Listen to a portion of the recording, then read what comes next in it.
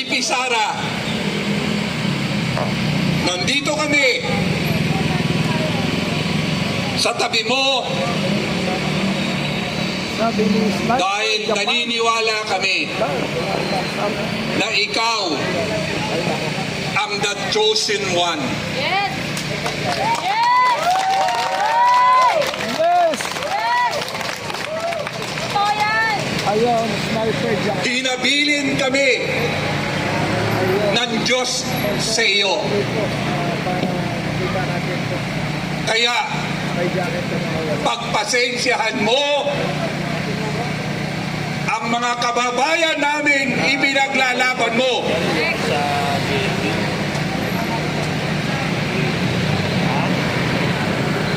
Na dahil sa kakapusan Salita mo.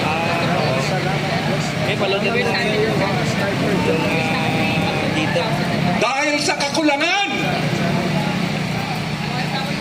naapektuhan na ang kanilang prinsipyo. Yuda, pamilya na lang nila ang nakikinabang. Nakakalungkot dahil ang taong nangangailangan ng tulong parang ang hirap isipin. Nakakalungkot dahil kung sino yung ipinaglalaban mo, siya yung sumusuko agad. Siguro, meron pang gustong gawin natin o pinagagawa ng Diyos sa atin na hindi pa natin nagagawa. Nakakapagod, lalong-lalo na ang iniisip mo para sa mga kababayan mo at para sa bayan. Panahon ba talaga ng bulaang propeta? O talaga namang panahon na ba mas pinaniniwalaan yung kasinungalingan? Mukhang bumabalik tayo sa dati nating kasaysayan sa mga Old Testament natin. Nakakalungkot, pero mas makakalungkot kung wala kayo. Sa pamamagitan ng kukunti man. Pero naninindigan tayo, lumalaban tayo na may pag-asa pa para sa bayan. Sabi nga ni General Luna, naalala ko lagi, ang tunay nating kalaban ay ang kapwa nating kababayan. Malapit po ito sa... Dahil nangyayari na, ang tanong nga doon, negosyo o bayan? Negosyo! Negosyo na. Oo, negosyo. Ginawa ng negosyo. Yung mga oligarchs natin, sila na ang gumagawa ng mga leader natin. Na ang intensyon ay proteksyonan at lalong palawakin ang kanilang kayamanan. Nakakalungkot dahil yung taong tinatamaan ng ganitong sistema parang pinauubaya na sa ibang tao ang laban niya. Ganyan ang sitwasyon ni VP Sara ngayon. Tinaya ang kanyang personal na buhay, tinaya ang pamilya, tinaya ang political career para banggain ang mga dambuhalang buhaya. Tama.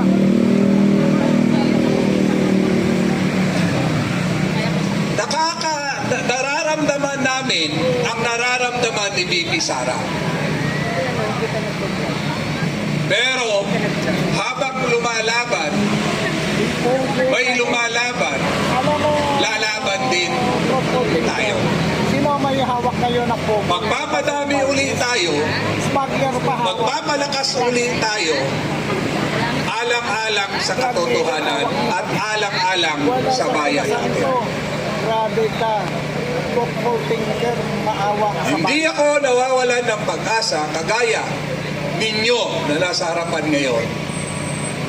Kagaya ng pangarap ni VP Sara na magigising din ang taong bayan.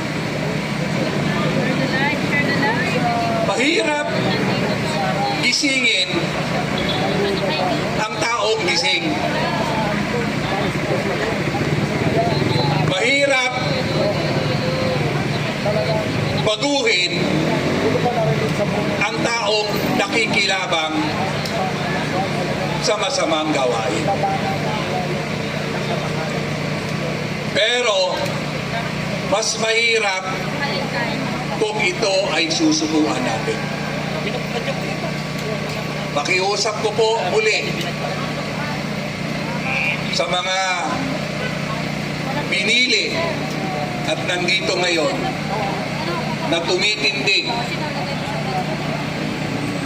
Ituloy natin ang laban. Ituloy natin ang pagtama sa mali.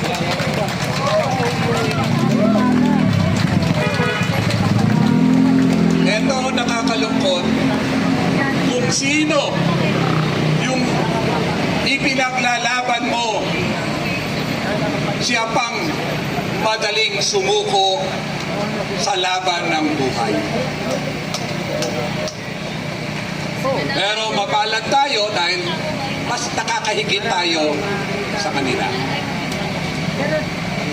Mapalad tayo dahil pinagkatiwalaan tayo na ipagpatuloy natin ang labang ito.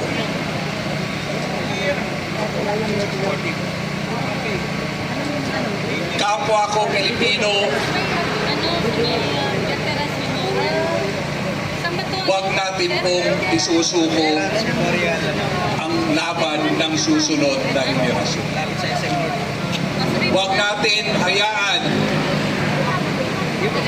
na ang kasamaan, na ang mga adik sa pera Ang gahaman sa kayamanan ay siyang maghari ay yung Speaker of the House mo.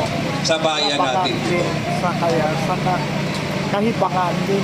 Nakikiusap ako sa mga nanonood at nakikinig Wala ang bubo. Ikaw ang bubo. para ho Wala kang alam. sa inyo ito, Ayan. para sa pamilya mo, Alam yun na, dito tayo. para sa kalagayan mo, Daming puro vlogger. dahil hindi mo deserve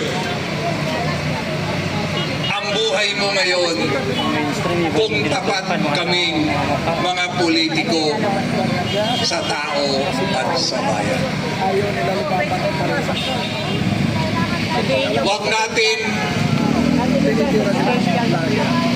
huwag tayong panghinaan sa kahinaan ng iba.